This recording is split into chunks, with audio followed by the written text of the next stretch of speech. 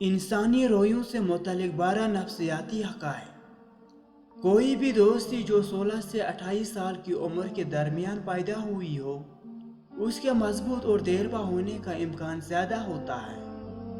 وہ لوگ جو بہترین مشورہ دیتے ہیں، وہ عام طور پر سب سے زیادہ مسائل کا شکار ہوتے ہیں۔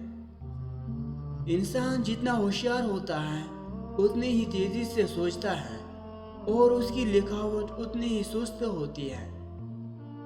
زیادہ دیر تک تنہا رہنا آپ کی صحت کے لیے اتنا ہی برا ہے جتنا کہ دن میں 15 سگریٹ پینا۔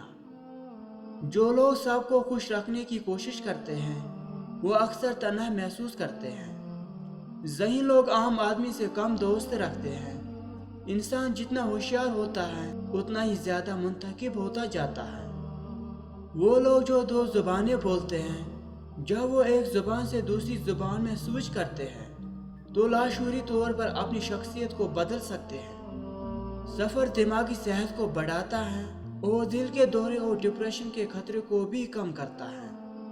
شرمیلے لوگ اپنے بارے میں بہت کم بات کرتے ہیں، لیکن وہ ایسا اس لیے کرتے ہیں کہ دوسرے لوگوں کو یہ محسوس ہو کہ وہ انہیں اچھی طرح جانتے ہیں۔